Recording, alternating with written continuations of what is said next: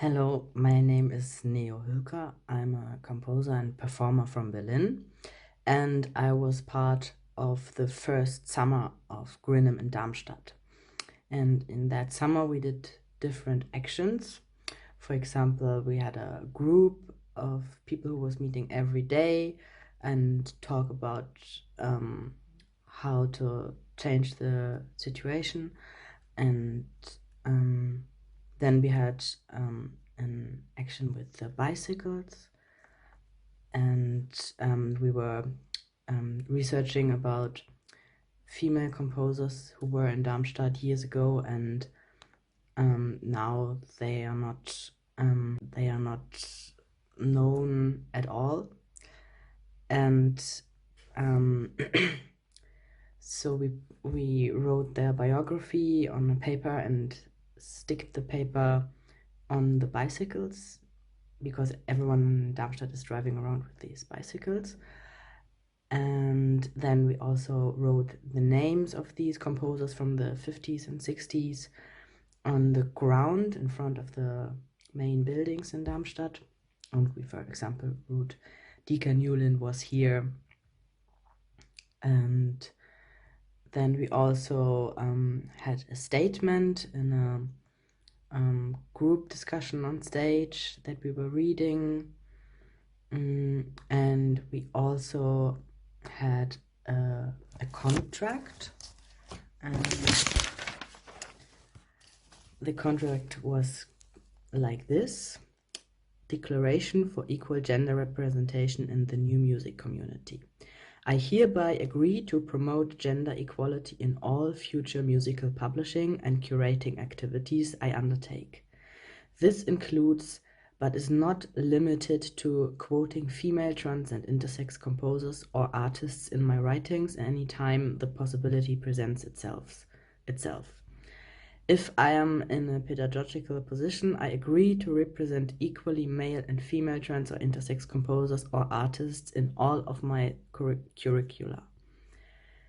The term, and then you can enter something. The term of this agreement shall begin on, and then you enter a date, and shall continue through its termination date of my decease. This contract may not be modified in any manner. This contract shall be binding upon the signatory, their successors, heirs, and assigns. And then you sign and write your name and date. And then we also collected numbers, like, for example, how many female and trans composers there were during the whole time the Darmstädter Ferienkurse existed. And after Darmstadt, there was a GRiNM Märzmusik workshop and different GRiNM salons in Berlin, and then there were actions during the Donau-Eschinger Tage für Neue Musik and in other smaller events. And the latest thing GRiNM did was that we were collecting names of composition professors in Germany, Austria, and Switzerland, and we will publish these names in Positionen. That's a magazine for contemporary music. And my own latest idea was that it could actually maybe a good thing to invite people in a position of power in the contemporary music scene that are not on the same boat with us in regard to this gender topic, to have a dinner together.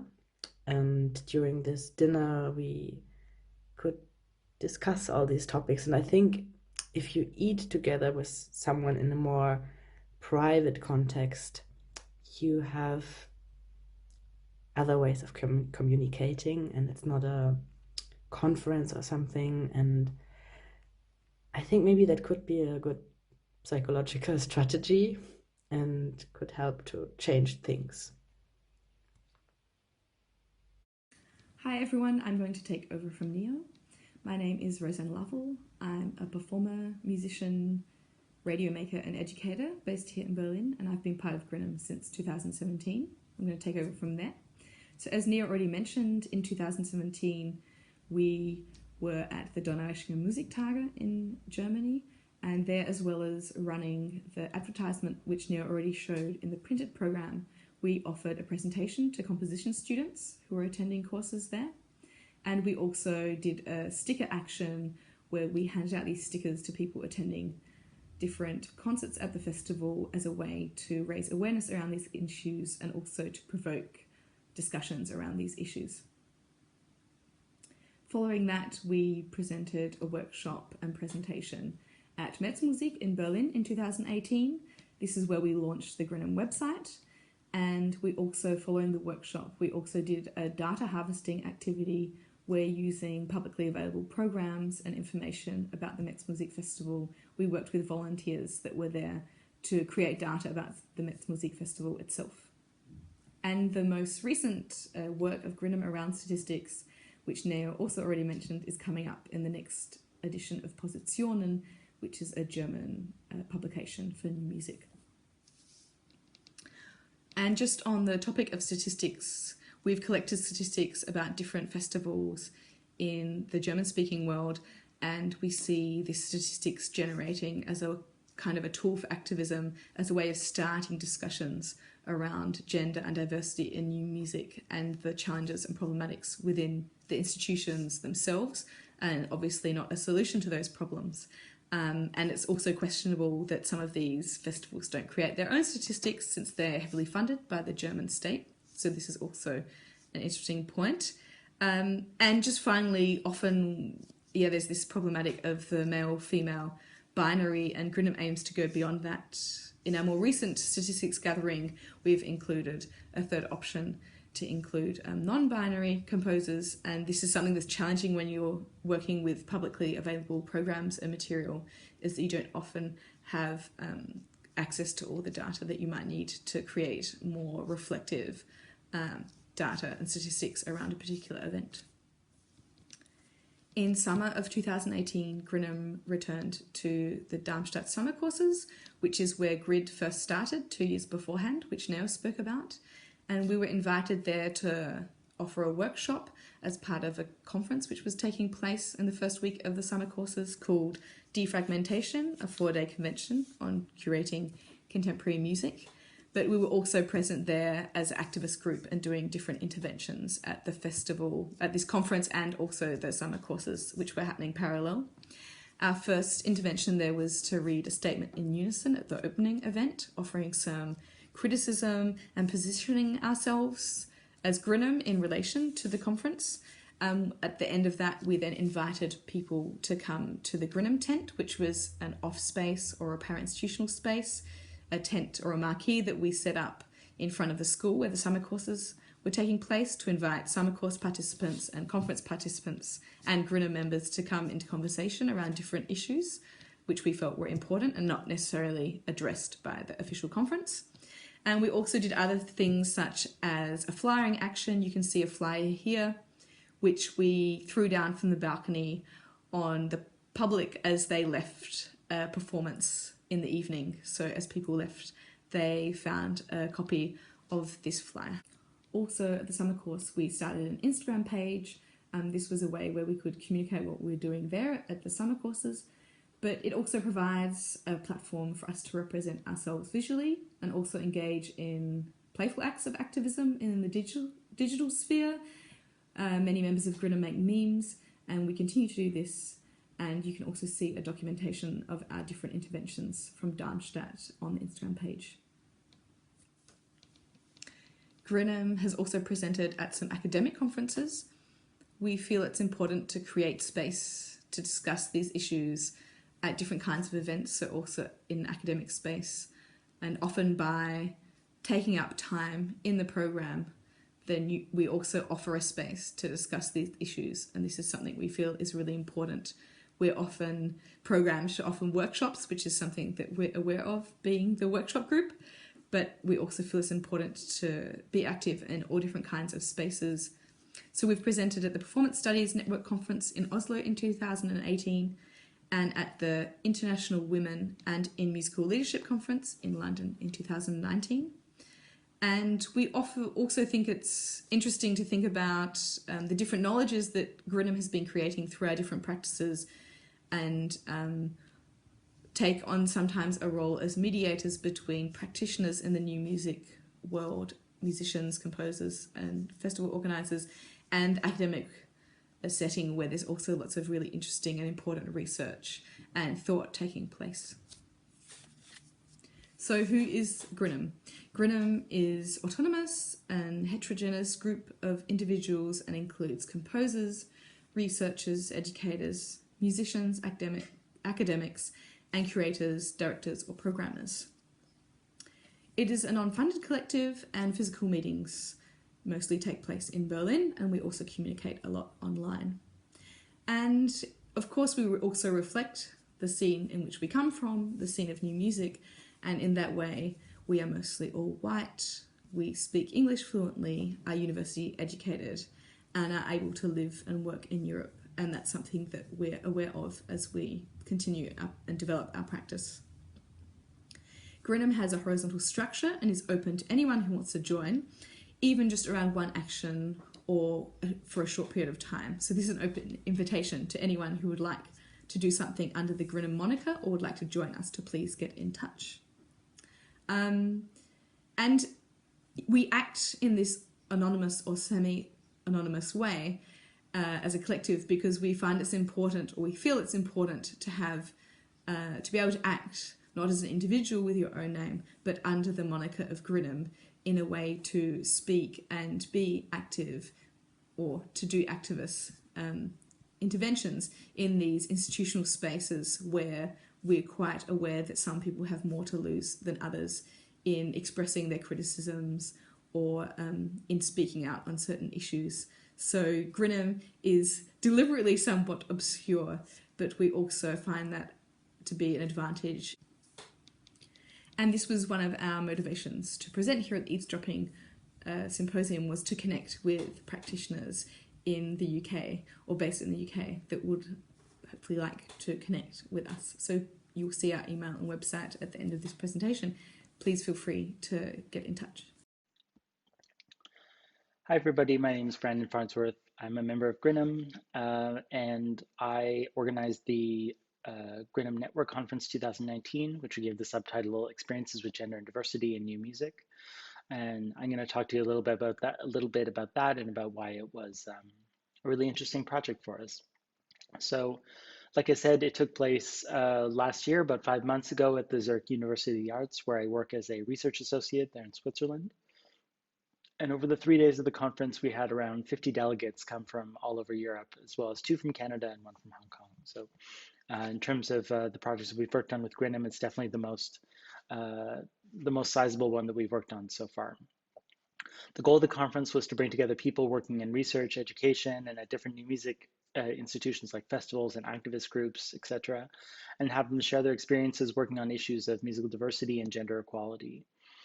So even though they came from all these different backgrounds, everyone was chosen because of their experience working on a specific project in this area, and were asked to focus their presentations on the practical insights and challenges that they faced, trying to diversify their respective communities and institutions or researching such issues. So we were really focusing on getting people to come and talk about their lived experience running these projects, the problems they encountered, that kind of stuff. So therefore, even though they came from these really different positions within the musical ecosystem, this sort of collection of different institutions that work together, they shared a common experience and often a common language around issues of diversification and gender equality. In other words, gender and diversity issues sort of became a common vocabulary for these people who did have very different kinds of experiences, either working in education or running festivals or what have you. And that was kind of also our thesis going into the conference, was that we would bring all these people together from very different backgrounds, but what they would have in common was this focus on running projects, or having already run projects dealing with diversity issues. It was, yeah. Okay, it's not even possible to do this in one cut, so I'm going to do it in multiple cuts. Where was I? So the goal of bringing these people together was to start to discuss how music's um, lack of diversity and gender equality are systemic and are the results of these kind of collective problems across these many different institutions. And we felt that there wasn't enough of this cross talking between the different institutions.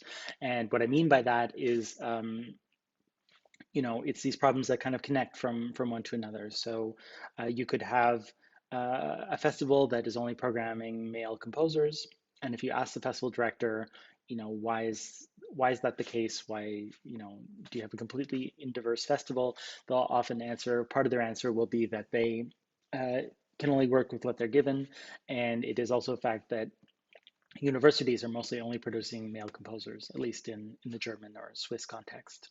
And when you ask universities, they'll say, well, we're only having male people apply. And so then you need to look at what kind of entrance examination requirements exist and what kind of early music education programs exist and how those are also sort of keep on replicating these processes of exclusion, and also how these processes of exclusion end up then looping back onto each other in terms of if there's no, for example, female composers at festivals, then there's also no role models for more female composers to decide to do this, apply for a bachelor's in composition in education. So it's this kind of cyclical problem that we end up encountering, which becomes then all the more difficult to solve. And what we really saw by inviting all these people together, it was that these conversations about systemic issues could start to happen and start to touch on very fundamental connections and links that are not often discussed in the field. Like, I don't know any literature that really deals with these issues, um, at least in the way that we've been treating them in this very practical way. And what we saw was that even after a couple hours of the conference, the strangers had become a complete, a very tight sort of community. It was really nice. And I even got the feedback several times during the event that the group was almost too similar and were kind of preaching to the converted already. But of course, the reason for doing it this way was that this was the only strategy that kind of made sense in putting together such an event, as we felt that we had to first bring together and articulate these people as a group or a network before we could even think about sort of doing wider reaching initiatives or reaching out to people who weren't sort of the quote unquote converted already. But this sort of speaks to I think how much these issues are already in the air and how much it's a change that's maybe on the cusp of happening. Um, and because this was some kind of initial gathering, some first articulation of a new way of looking at contemporary classical music practice through a more diverse, more equal lens, it also made visible some unexpected fault lines among the participants that were really interesting to observe, I thought. Uh, the most obvious separation, I think, that I saw was between the people and projects that focus more on supporting women and non-binary artists in new music, and the ones that took a more intersectional approach that calls more into question fundamental aesthetic presumptions of the artistic discipline, these sort of issues. Um, so obviously with GRiNM, even though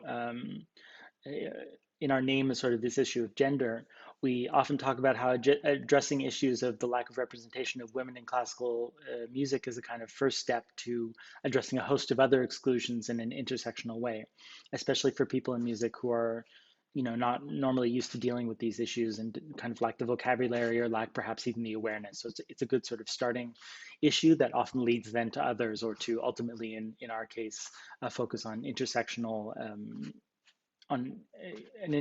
approach to promoting diversity. Uh, though I think in principle, most of the people we talked to would also agree with this intersectional approach and that it's super important. It seemed that most people's concerns and projects could be surprisingly well placed into like kind of two camps. Either increasing the number of women in contemporary classical music very directly and often relating to statistics, or that they took a more intersectional approach that went further, examining forms of exclusion of many different groups, and sort of criticizing more this white bourgeois aesthetic that underpins most of people's understandings of the genre in the first place. And I mean, it wasn't so black and white, obviously, but it was a very interesting distinction that ended up sort of slowly crystallizing itself out of this big group of people coming together for the first time. So with this in mind, I think a further project would be to work on increasing the level of awareness of the importance of intersectionality in this kind of event. And I think also an interesting question is then if you also see this kind of distinction or separation happening in your own individual contexts, and if you have any interesting insights as to why they seem to be not quite the same thing. I also have a couple of ideas as well, but it'd be interesting to hear from the larger group. Thanks. Hi, and welcome to the fourth part of our presentation. My name is Monika Żyła. I'm a musicologist and author, and I'm a member of GRiNM since, I think, 2016, since the Darmstadt Summer Course, 2016, when it all started. So I'm going to talk to you today about new music activism at new music festivals, and what do we do there, and what kind of problems we encounter. And yes, so it's really interesting to keep in mind the title of this symposium, which was actually really also inspiring for me, because it made me think of 17th century Dutch painting and iconography, where eavesdropping was represented, and it was captured as somehow very gendered topic. I had an impression, always representing women in a domestic space, performing some activity that is maybe a little bit shameful, a little bit secretive, intrusive, maybe even moralistic. So it's interesting to think and talk about our gender and diversity activism at new music festivals in this context. So let's keep it in mind. So talking about gender and diversity activism at new music festivals, we did all sorts of actions and formats. One of the format was a workshop that took place at the Sanatorium of Sound Festival in Sokołowsko. That was actually a really interesting event because many curators, new music curators, also showed up, and we had a chance to discuss and see the issue from different perspectives, sometimes even from very pragmatic perspective. First issue that I would say I encountered during these workshops and presentations and actions at festivals is actually to think of our activism as somehow, on the one hand, intrusive, on the one hand, questioning what's happening, questioning the authority of curators, of artistic directors, interfering in their act of creating the festival. And this is something that the tradition of new music is not really familiar with, because you don't question the authority of a composer, you don't interfere in this autonomous aesthetic decisions, and also you maybe don't interfere in programming decisions, in the integrity of the festival program. So that was one of the issues we discussed in Sokołowsko, but this is a theme that reoccurs.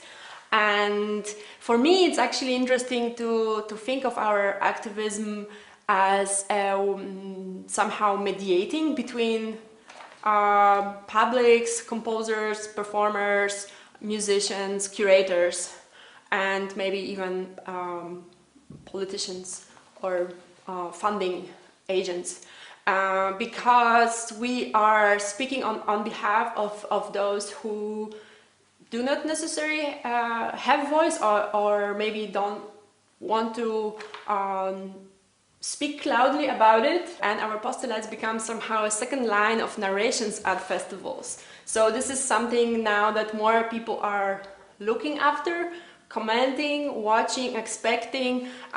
So we become this kind of mediators between audiences and festivals organizers. Another issues we have with this type of activism is how to avoid this attitude of patronizing or condescending attitude, like we do not know better, why should we tell somebody what to do, why should we interfere, why should we comment on that? But yeah, this is actually interesting question, how to talk to different groups about this, how to initiate a discussion that can take place outside of our own bubble of people who well understand each other. And I think Brandon was talking about the conference in Zurich, and that was exactly that kind of bubble. Of course, it was wonderful to see how different people talk about how they struggle or how they implement gender and diversity, gender balance and diversity at their festivals. But for us, it was somehow easy. We didn't have to convince each other for our basic postulates and our basic aims, but we have to talk to people who are maybe sometimes not on the same line or in the same even political spectrum, or maybe they have different ideas and they define new music differently and they see their social responsibility in a different way. So how do we talk with these people? And these are some very very basic questions, and they might seem very simple, but they are very, very relevant. And so we started first with statistics. We started counting, we started giving numbers, and now this is our point of departure for bringing this discussion further. But now the question is, how do we refine our arguments or our postulates? How do we bring it further? What is the next step for us? But also we don't want to be seen in this position as criticizing, or that our artistic directors are scared of us because we might reveal something that they are not necessarily really proud of. But that's part of democratic society, that we have this whistleblowers organizations that just look at what you do and then see and tell you maybe you could improve it from here or take it from there and change something. And this is what we do. So please stay in touch with us, and you can subscribe to our mailing list, and you can see here our address and visit our website. And remember that GRiNM is actually very free and very self-organized initiative, so you can join at any time with any idea and use the name of GRiNM as a kind of umbrella for your type of activism. Thank you very much.